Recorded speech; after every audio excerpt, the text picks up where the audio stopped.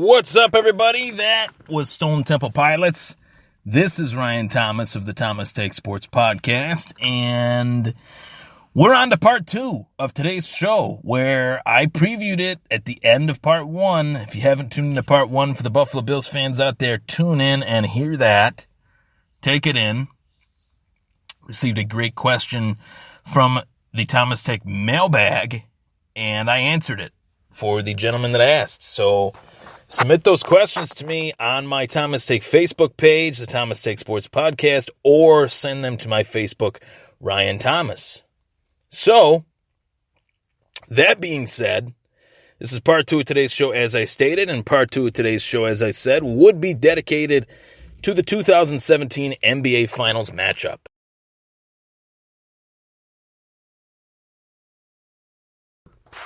That matchup is the Cleveland Cavaliers versus the Golden State Warriors, the third time that both of these teams will play each other in as many years in the NBA Finals, which creates some very interesting history in the National Basketball Association. First time the Warriors won it, the second time the Cavs won it. Now here we are, part 3 for all the marbles. Can the Warriors get 2 out of 3? Can the Cavs get 2 out of 3, 2 in a row? And this is LeBron James' 7th finals appearance in a row, dating back to 2011 with the Miami Heat, up until now with the Cleveland Cavaliers. 3 years with the Heat, 4 years with the Heat, 3 years with the Cavs. So, remarkable. Remarkable, to say the least. A career that is really starting to put him in the upper echelon of the greatest players of all time.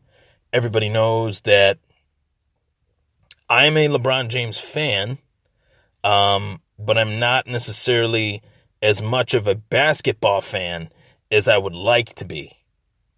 And the reason why is because of the Avengers Assemble running theme that has run rampant in the National Basketball Association since the decision of LeBron James. He opened the floodgates to a world that I don't think the NBA can recover from. A world in which superstars that play against each other decide to join forces for the sake of a ring. Where back in the 80s, back in the early 90s, mid-90s, that did not happen. You would not see Magic and Larry join forces on an NBA roster. You would see them join forces in the Olympics via the Dream Team, but other than that, there would be no dream teams being assembled in the NBA. You were drafted, you were loyal to your team, you tried to get better with what the team drafted. That was back in the 80s, back in the early 90s, mid-90s.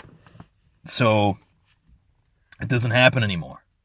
Guys join up, and obviously we saw it before LeBron James and in some capacity with Shaquille O'Neal leaving the Orlando Magic to go to the Lakers and join Kobe Bryant. We saw it, in other instances as well. So, not to say that but it really has taken over the game since the decision in 2010, 2009 of LeBron James. Maybe, 2010, 2011. So, that is why I do not want the Warriors to win. I think that in large part, the Warriors would only win due to the star power that they have and 2 former MVPs on one 5-man roster in Steph Curry and Kevin Durant in a starting lineup together. So you got your center, you got your point guard, you got your small forward, your power forward, a 6-man roster. Center, power forward, shooting guard, point guard, and small forward. 5. My bad. I had a epiphany for a second. I'm like, is that right? But it was. So, obviously, this is very frustrating for me to see, other teams try to adopt this. And when LeBron did it, I understood it because LeBron was leaving a team that was pretty much decimated. He was really the only guy on the team that was willing and able to bring them to the precipice of a championship. So when LeBron left the Cavs, he was leaving to make the Cavs better and to give himself the best chance to win a ring because he had come so close, and yet he was so far in 2007 with the Cavs, where he went to the finals with the Cavs and got swept by the Spurs. Virtually, he was the only player on the team. So, I mean, it's tough for me to defend LeBron, but then get mad at other teams for doing the same thing. But that was a different circumstance. Kevin Durant was on a perfectly good team. The Oklahoma City Thunder joined with Russell Westbrook, and they couldn't get past the Golden State Warriors. So much to the fact that in last year's Western Conference semifinals, they were up 3-1 on the Warriors and lost the series.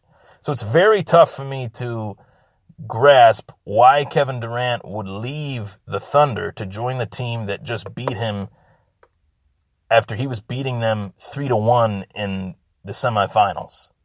Very tough for me to understand. As a competitor that they say Kevin Durant is, I don't know why he would join the team that beat him. It's literally, if you can't beat him, join him. Literally personified in Kevin Durant. And we've seen moments where Steph Curry can be on fire. We've seen moments where Steph Curry is not quite on fire. We've seen moments where Kevin Durant is obviously not on fire. He let the Warriors come back off a 3-1 deficit. He needed to just push his foot on the gas just a little bit more, and they would have been in the finals that year against the Cavs, and they probably would have had a better chance of winning against the Cavs than the Warriors did. But then the Warriors lost their 3-1 lead to the Cavs.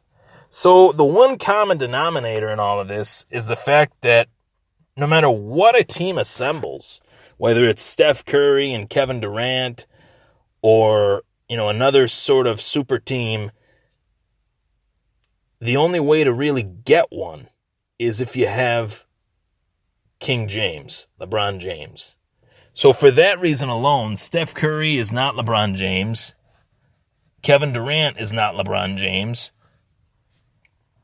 And LeBron is not the only guy on this Cavs team now that can contribute. We saw that in last year's finals. That was the reason why last year the Cavs won the series, due to the clutch playmaking ability of guys like Matthew Dellavedova and Kyrie Irving, and remarkable. Richard Jefferson was stepping in there. There were just some real role players stepping up and making things happen. So I'm excited to see what happens for sure. And this is a series that I'm definitely going to watch every game. But the one common denominator, too, on the other side is that Draymond Green will be competing in this year's NBA Finals, where last year he did not. So could that change some things? That's the guy, that's the Rodman of the Golden State Warriors. He's the agitator. He's the guy that gets under the skin of the superstar, the opponent's superstar. And he definitely can get under LeBron James' skin. And not many people can, but Draymond Green can, for sure. So, once again, this is going to go down to the wire. I think this series is going to go 7 games. I don't think Golden State is going to be able to make it look easy. I think Cleveland has great defensive pressure, and I think that this is obviously the two best teams in the NBA competing against each other.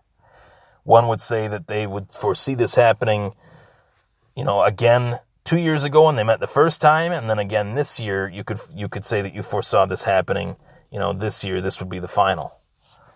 And Cleveland rested their players going into the playoffs. A couple games in the regular season, they were rested, and people were criticizing them for it, and it looks like they are just completely rejuvenated. They did have the scare against Boston.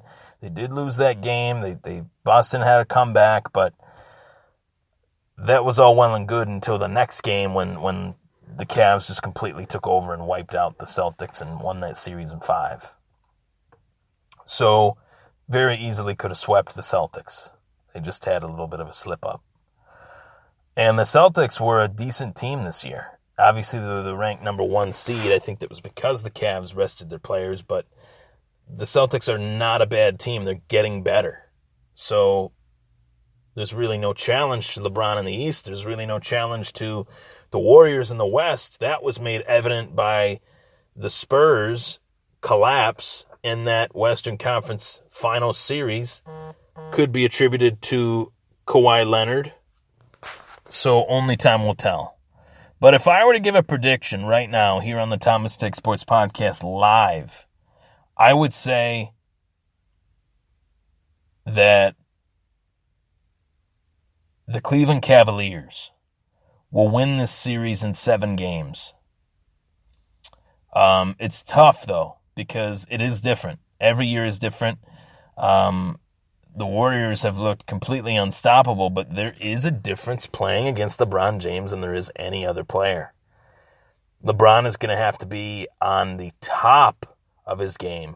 He can't have an off game for anything. Every game he has to produce. Every single minute he has to produce. He has to put everything into this series.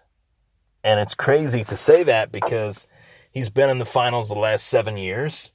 And he's the best player in the world.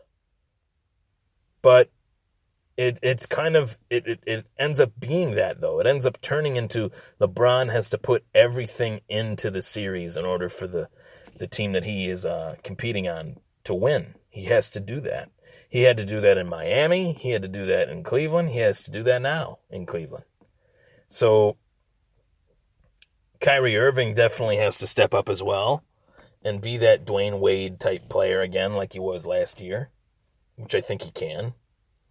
And they obviously have spent a lot of money trying to get reinforcements defensively, trying to get guys that can contribute, and only time will tell if that will be enough.